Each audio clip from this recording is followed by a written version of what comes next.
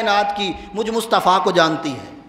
جب آقا علیہ الصلوۃ والسلام سامنے گئے تو وہ اونٹ دوڑا، جب وہ دوڑا تو صحابہ کرام نے سمجھا کہ حملہ کرے گا، صحابہ ڈر گئے، پر آقا علیہ الصلوۃ والسلام بڑے مطمئن تھے، کھڑے رہے۔ جب دوڑ کے آیا تو قدموں میں گر گیا اور قدم چومنے لگ گیا۔ آقا علیہ الصلوۃ والسلام نے اس کے کان سے پکڑا اور ایسے تھپکی دے کے فرمایا جا کام کیا کر، بس کسی علاج کی ضرورت نہیں پڑی، کسی حکیم کی ضرورت نہیں پڑی، وہ اونٹ ٹھیک ہو کر کام پہ لگ گیا۔ تو آقا علیہ الصلوۃ والسلام کو کائنات کی ہر شے جانتی تھی۔ تو میں بتا رہا تھا کہ اس نے وہ واقعہ بیان کیا کہ پتھر گرتا تو یہ ہو جاتا، دیوار کے پیچھے کا علم نہیں تھا۔ تو آقا علیہ الصلوۃ والسلام مطمئن تھے، علم کیسے نہ ہوتا، علم تھا لیکن مطمئن تھے۔ کس لیے کہ وہ صحابہ ایک مرتبہ ایک بندے کو پکڑ کر لے آئے، 2-4 بندے جاسوسی کر رہے تھے، ان کو پکڑ کر لے آئے، عرض کی یا رسول اللہ یہ آپ کو شہید کرنا چاہتے ہیں، ہم ان کو پکڑ کر لائے ہیں۔ آقا علیہ الصلوۃ والسلام نے ان کو دیکھا، صحابہ سے فرمایا چھوڑ دو، اور ان لوگوں سے جو جاسوسی کر رہے اور قتل کے منصوبے بنا رہے تھے ان سے فرمایا تم میرا کر کچھ نہیں سکتے۔ کتنے منفرد جملے ہیں، بس یہ فرمایا تم میرا کر کچھ نہیں سکتے۔ وہ چلے گئے، ان سے آقا علیہ الصلوۃ والسلام کا ہوا کچھ نہیں۔ آقا علیہ الصلوۃ والسلام کو ڈر نہیں تھا کسی شے کا، اسی لیے آقا علیہ الصلوۃ والسلام کھلے عام چلا کرتے تھے۔ اسی لیے تو آپ نے حفاظتی دستہ جو تھا اس کو بھی چھوڑ دیا، فرمایا گھروں میں رہا کرو، میری حفاظت میرا خدا کرتا ہے، کائنات کی کسی شے کی مجھے ضرورت نہیں۔ تو ایسے ہی چلا کرتے تھے آقا علیہ الصلوۃ والسلام۔ وہ ایک بندہ تلوار لے کر آ گیا، یہ کہتے ہیں دیوار کے پاس بیٹھنے لگے، علم نہیں تھا، کیسی بات ہے، وہ تلوار لے کر ننگی تلوار سر پہ کھڑا ہے اور کہتا ہے یا محمد صلی اللہ علیہ وسلم اب آپ کو مجھ سے کون بچائے گا؟ آقا علیہ الصلوۃ والسلام مسکرائے، فرمایا اللہ۔ جب اللہ کا نام لیا نا اس کے جسم پر کپ کپی طاری ہو گئی اور کانپتے کانپتے اس نے تلوار پھینک دی۔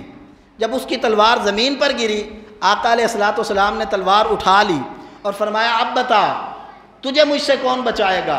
اس نے کہا کن خیر آخذن، جس کے ہاتھ میں تلوار ہے وہ بڑا مہربان ہے۔ تو آقا علیہ الصلوۃ والسلام نے فرمایا جا پھر صحابہ کو نہ ملنا ورنہ قتل کر دیں گے، جا نکل جا۔ تو اس کو باہر بھیج دیا۔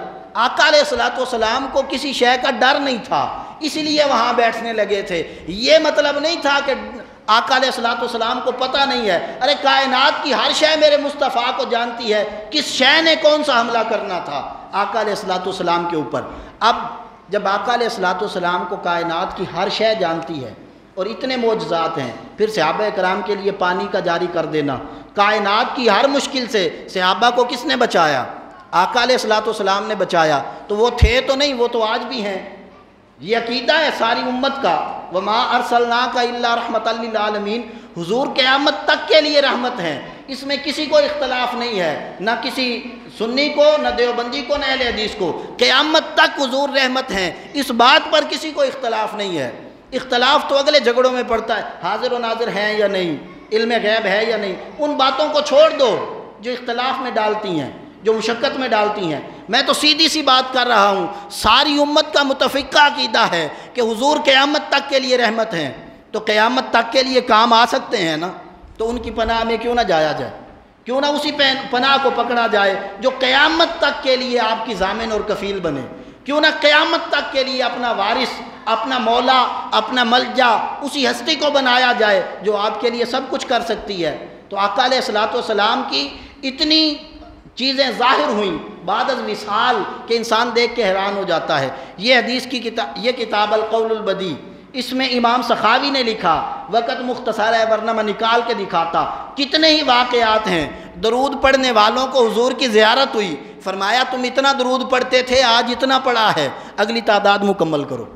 تو آقا علیہ الصلوۃ والسلام کا تو آج بھی امت سے اتنا تعلق ہے۔ وہ ایک بندہ تھا، اس نے کہا یا رسول اللہ، درود پڑھتا رہا اور عرض کی دل میں، بعد از وصال دل میں عرض کی کہ میرے اوپر قرضہ ہے، یہ اتر جائے تو پھر تو کمال ہو جائے۔ آقا علیہ الصلوۃ والسلام نے خواب میں زیارت کروائی، فرمایا فلاں وزیر کے پاس جاؤ، اسے کہو کہ تم حضور پر اتنا درود پڑھتے ہو، مجھے حضور نے بھیجا ہے کہ میرا قرضہ اتارو۔ اسی کتاب میں حدیث ہے۔ تو آقا علیہ الصلوۃ والسلام نے تو سارا کچھ کیا ہے، اور وہ تو پرانے وقتوں کی بات تھی۔ میں آپ کو ابھی کا ایک واقعہ بتاتا ہوں۔ کراچی کا شہر ہے اور آقا علیہ الصلوۃ والسلام کا ایک چہیتا امتی کراچی میں رہتا ہے۔ آقا علیہ الصلوۃ والسلام نے اس کو زیارت کروائی، جب زیارت کروائی تو اتنا فرمایا شیخ آج باہر نہ جانا نماز پڑھنے، گھر میں پڑھ لو، صرف اتنی بات فرمائی، آج باہر نماز پڑھنے نہ جانا، گھر میں پڑھ لو۔ اس نے نماز پڑھی، سو گئے۔ اب فجر کے وقت اٹھے، جب باہر نکلے تو باہر بندہ جس کا سٹور تھا گھر کے سامنے وہ کھڑا، وہ کہتا جناب اچھا کیا آپ ساری رات نماز کے لیے باہر نہیں نکلے۔ انہوں نے کہا کیوں؟ کہتے ہیں رات 2-3 بجے تک لوگ یہاں پر بندوقیں لے کر کھڑے رہے ہیں کہ کب یہ باہر آئیں گے، ہم گولی مار دیں گے۔ اب آقا علیہ الصلوۃ والسلام نے ان کو یہ نہیں بتایا کہ باہر قتل کے لیے کھڑے ہیں، اگر یہ بتا دیتے تو اسے نیند نہ آتی، صرف فرمایا آج گھر پہ نماز پڑھ لو۔ انہوں نے گھر پہ نماز پڑھی، سو گئے۔ وہ ساری رات ذلیل ہوتے رہے، یہ سکون سے سوتے رہے، اور پھر آقا علیہ الصلوۃ والسلام نے جان بھی بچا لی اور خوف بھی نہیں آنے دیا۔ اسی طریقہ سے حضور پر درود پڑھنے والا ایک بندہ آج کے دور کا، یہ جب کراچی میں خودکش حملے ہو رہے تھے تب کی بات ہے، کثرت سے درود پڑھتا تھا آقا علیہ الصلوۃ والسلام پر۔ اس کو آقا علیہ الصلوۃ والسلام کی زیارت ہوئی، آقا علیہ الصلوۃ والسلام نے فرمایا اس راستے سے نہ جانا، گلی میں جا رہا تھا، فرمایا اس راستے سے نہ جانا، اس راستے سے چلے جاؤ۔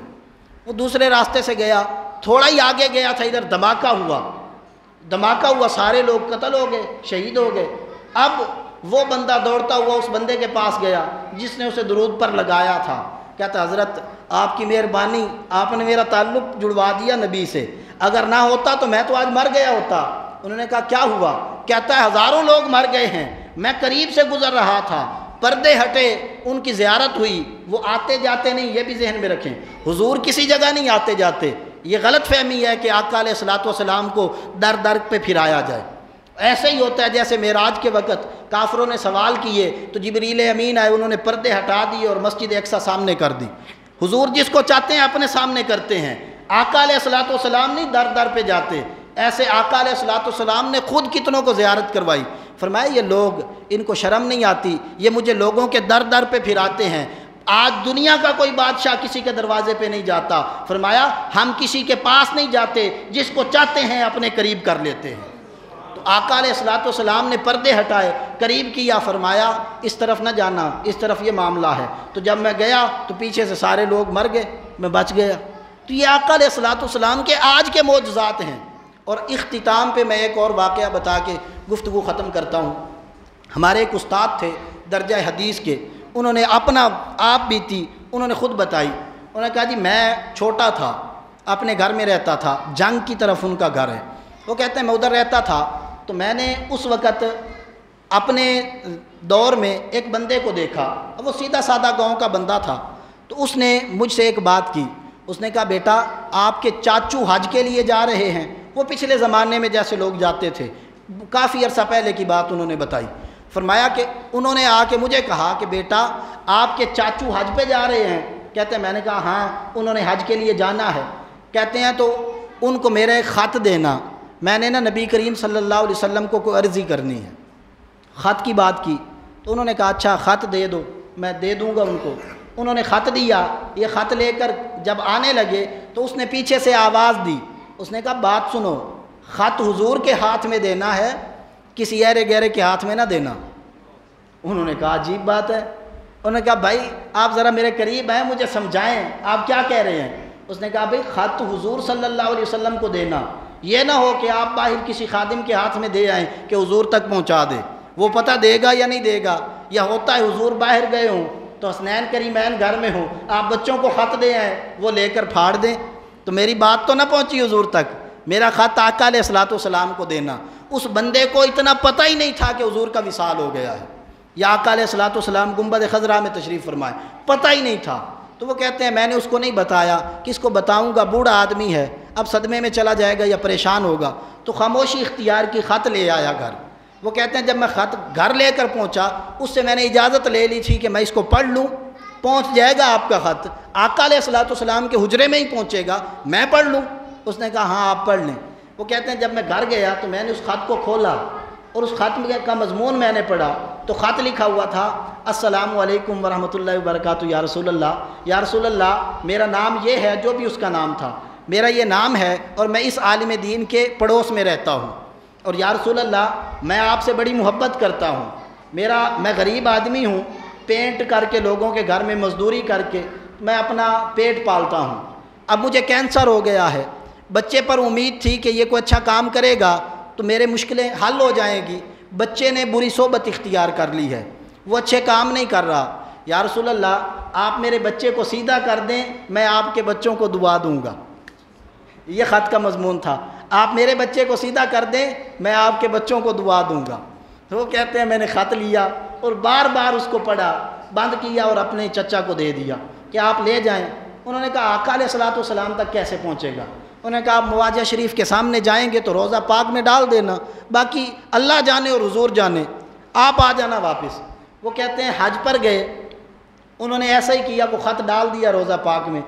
وہ ابھی واپس پاکستان نہیں آئے تھے، ان کے آنے سے پہلے اللہ رب العزت نے اس بچے پر کرم کیا، اس بچے نے بری صحبت چھوڑ دی اور پھر سے اپنی پڑھائی میں لگ گیا، اور وہ بچہ ابھی بھی لاہور میں کسی اعلیٰ عہدے پر فائز ہے، کام کاج کر رہا ہے، اس کا اپنا گھر بار سارا کچھ اپنا ہے۔ تو اللہ رب العزت کا جب کرم ہوتا ہے تو پھر انسان کو سمجھ نہیں آتی کہ میں کیسے ہو رہا ہوں، اور خدا کی بارگاہ سے اگر کچھ زیادہ ملتا ہے اور اتنا زیادہ ملتا ہے کہ انسان اپنی جھولی میں سما بھی نہ سکے، اور اللہ کسی کو بہت نوازتا ہے اور یہ پوچھے بغیر نوازتا ہے کہ تو نے یہ نیک کام کیا ہے یا نہیں کیا، تو وہ وسیلہ رسول سے نوازتا ہے۔ پھر وہ اپنے محبوب کے چہرے کو دیکھتا ہے کہ جیسا بھی تھا آیا کس کی سفارش سے ہے، چلو جس کا وسیلہ میری بارگاہ میں پیش کیا ہے میں اسی کے صدقے اتار کے اس کی جھولی میں ڈالتا ہوں۔ تو اللہ رب العزت پھر اس انسان کو نواز دیتا ہے۔ آج بھی آقا علیہ الصلوۃ والسلام کا امت سے تعلق ہے اور یہ قیامت تک رہے گا، کیونکہ قیامت تک حضور رحمت للعالمین ہیں۔ تو آقا علیہ الصلوۃ والسلام کی رحمت کی خیرات مانگا کریں، اپنا تعلق مصطفیٰ سے جوڑیں، اور وہ تعلق جوڑنے کا آسان ذریعہ مصطفیٰ پر درود پڑھنا ہے۔ آپ اختلاف میں نہ پڑھیں، یہ بھی ذہن میں رکھیں، جو بندے اختلاف میں پڑھیں گے وہ اس منزل تک نہیں پہنچ سکیں گے، یہ ایک راز کی بات ہے۔ اس کی وجہ یہ ہے کہ ذہن منتشر ہوں گے، کبھی اس طرف جا کبھی اس طرف جا۔ تو وہ ایک مثال مشہور ہے، دھوبی کا کتا نہ گھر کا نہ گھاٹ کا، تو کسی طرف جا نہیں سکیں گے۔ تو اختلاف کو چھوڑ ہی دیں، وہ باتیں جو آقا علیہ الصلوۃ والسلام سے مستند ثابت ہیں ان کو مان کے ان کے مطابق چلیں۔ آپ کو الصلاۃ والسلام علیکہ یا رسول اللہ نہیں پڑھنا، نہ پڑھیں، آپ صلی اللہ علیہ وسلم پڑھ لیں، درود ابراہیمی پڑھ لیں، جو درود پڑھنا ہے وہ پڑھیں، لیکن حضور پر پڑھیں تو صحیح۔ جب آپ جڑ جائیں گے آقا علیہ الصلوۃ والسلام سے تو وہ خود آپ کو چلا لیں گے کہ آپ نے کون سا کب اور کون سا کب پڑھنا ہے۔ تو یہ تمام چیزیں اپنے ذہن میں رکھیں اور اپنی کوشش کریں کہ ہم لوگ جیسے بھی ہیں، برے بھی کیوں نہیں ہیں، برے ہونے کے باوجود آج ہماری نیت اور ہمارا جذبہ یہ ہے اور ہم پکا ارادہ کرتے ہیں کہ آج کے بعد ہم جئیں گے مریں گے تو مصطفیٰ کے لیے مریں گے، جو مرضی ہو جائے، کمیاں کوتاہیاں ہزار ہوں ہمارے اندر، لیکن ہم آقا سے بے وفائی نہیں کریں گے، ہم ان کی تعلیمات پر چلیں گے، دنیا کو نہیں دیکھیں گے کدھر جاتی ہے، آقا علیہ الصلوۃ والسلام کا رخ انور دیکھیں گے کہ وہ کیا چاہتے ہیں، جو وہ چاہتے ہیں ہم وہ کریں گے، ان کی چاہت پر عمل کریں گے۔ جب یہ ہو جائے گا تو ایک دن ایسا ضرور آئے گا کہ سارے کہتے پھریں گے کہ میرا دل ہے گندا کنول پیار ان کا، کنول کا پھول جو ہے وہ کیچڑ میں اگتا ہے، میرا دل ہے گندا کنول پیار ان کا، غلاظت کے اس ڈھیر میں گل کھلا ہے، وما علیہ الا البلاغ۔